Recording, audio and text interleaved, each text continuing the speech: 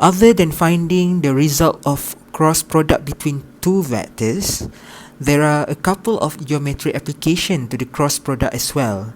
As you can see from here, the magnitude of cross product between two vectors can be represented the area of parallelogram. Other than that, half of the magnitude of the cross product can represent the area of a triangle.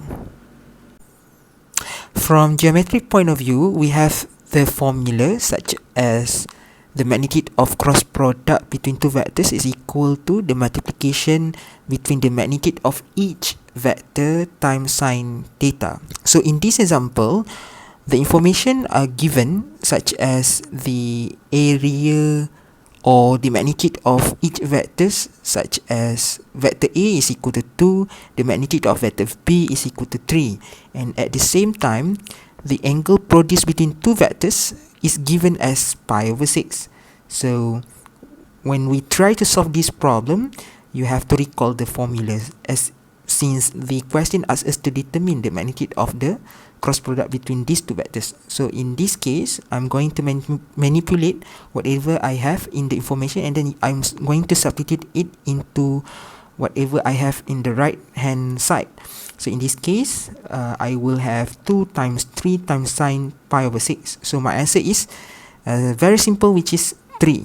So let's take a look at the next example, where the question asks us to calculate the cross product between two vectors, which is in this case vector A is given as 3i minus 3j plus k, and vector B is given as 4i plus 9j plus 2k. So in this case, we have to find the cross product between these two vectors. So I'm going to arrange it into 3 by 3 matrix, and then I'm going to find the cross product as if I try to determine the determinant of 3 by 3 matrix. So my answer would be negative 15i minus 2j plus 39k. And then right after that, the question followed by asking us to determine the area of the parallelogram. So before this, we have agreed that the area of parallelogram is represented by the magnitude of the cross product between two vectors. So in this case, since we are able to determine the cross product between these two vectors, and then just using the formula to determine the magnitude of a vector and then apply over here, my final answer would be set 1750. In this example, the author gives us the information regarding 3 points in 3 dimensions, such as point A consists of 111, point B 031, and point C 014. And then towards the end of this question, the author also asks us to determine the area of the triangle made up from these 3 points. So in this case, when we want to use the formula that we have given earlier, such as the area of the triangle can be found by using 1/2 times the magnitude of cross product between two vectors. So in this case, we would like to form vectors in the 3 dimension. So let's say I have this kind of arrangement, A, C, and B. So I can find the vector of AB and the vector of AC. So by using when the question, or when we try to form the vector based on these 2 points, so when we say the letter A first, so A will be our initial point and B will be our terminal point. So in the previous video, by using these 2 points, so we can find the difference, and then the coordinate between 3 different coordinates, the difference between 3 different coordinates, which is x and x, y and y, z and z, will represent the component of the vector. So in this case, vector AB is equal to -1, 2, 0. Meanwhile, vector AC is equal to -1, 0, and 3. So right after this, what should we do? We have to find the cross product between these vectors AB and vector AC. So from here, I'm going to use this arrangement as if I try to determine the determinant of 3 by 3 matrix, and then my answer is 6i plus 3j plus 2k. So we have to recall back the correct formula to determine the area of the triangle by using vectors. So in this case, right after I manage to determine the cross product between two vectors, so I'm going to find its magnitude. So in this case, my magnitude is set 49 or equal to 7. And then the area of the triangle is equal to 1 over 2 times the magnitude of the cross product, which is, the final answer would be 7 over 2 or 3.5. So you can either use BA cross with BC or CA cross with CB, because towards the end you will end up having the same answer. So for this question, it's somehow similar to the question that we have discussed earlier. So again, you are given with 3 points: point A, point B, and point C. So the question asks you to determine the perpendicular to both AB and vector AC. So in this case, this vector AB and AC, when you find its cross product, it will produce a vector perpendicular or orthogonal to both vector AB and vector AC. So in this case, what should I do? I have to determine the vector AB and vector AC first, which are 3, 3, 2 and 0, 4, 5 respectively. And then I have to find its cross product. Okay, right after that, I have to determine and show, which is the first question asks us to determine the unit vector of the perpendicular vector. So in this case, the perpendicular vector to vector AB and vector AC is the cross product of that vectors, which is vector AB cross product with vector AC. So in this case, right after that, I have to recall the formula to determine unit vector, which is the vector divided by its magnitude. So in this case, my final answer will be 1 over set 4, 1, 8 and vector 7, negative 15 and 12.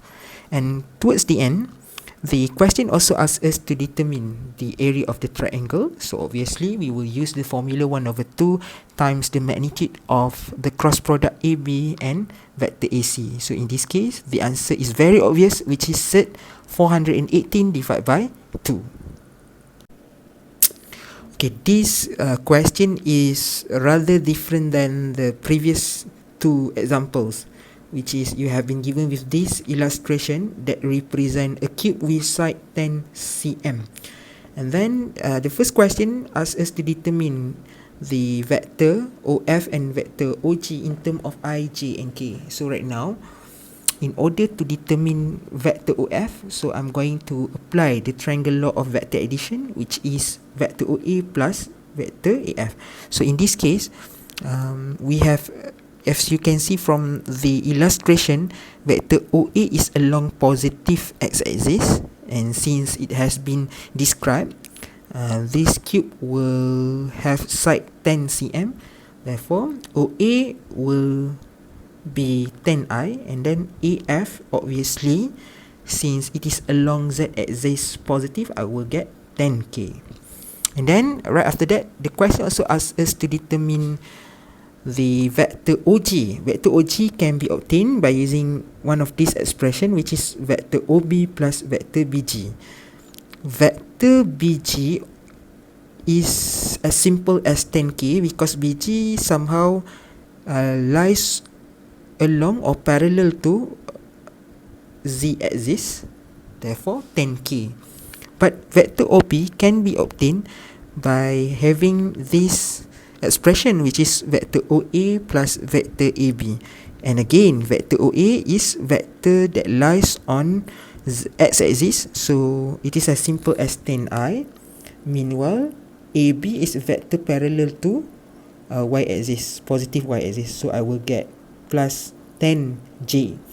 And then vector OG is equal to 10i plus 10j plus 10k. And then right after that, the question also asks us to determine the angle OG. So we have to recall back the formula that we have derived from geometric point of view, which is the magnitude of vector A, the cross product of vector A and B is equal to the multiplication of each magnitude of each vector times with sine theta. So in this case, the cross product between two vectors OF and OG. So OF cross OG, I will get 100i minus 100j, and then the magnitude is set 100 squared plus 100 squared, which is 141.4214. And then I have to determine the magnitude of vectors OF and OG. So I will get 10 squared plus 10 squared set, which is 10 set 2, and the magnitude of vector OG is 10 squared plus 10 squared plus 10 squared, which is set 300 or equivalent to 10 set 3. And then by using the formula that we have agreed earlier, I will get 0.5774. And then shift sign, I will get 0.6155 in radian, or if my calculator is in degree mode, I will get 35.26 degree. And then towards the last of this question, the end of this question, the author asks us to determine the area of the triangle. So in this case, I will use this formula, which is 1/2, and then times with magnitude of the cross product between vector OF and vector OG. So 70.7107. So I hope you can spend more time to answer the rest of the exercises. So I wish you best of luck for chapter 2, and in the next video we will focus on chapter 3. Bye.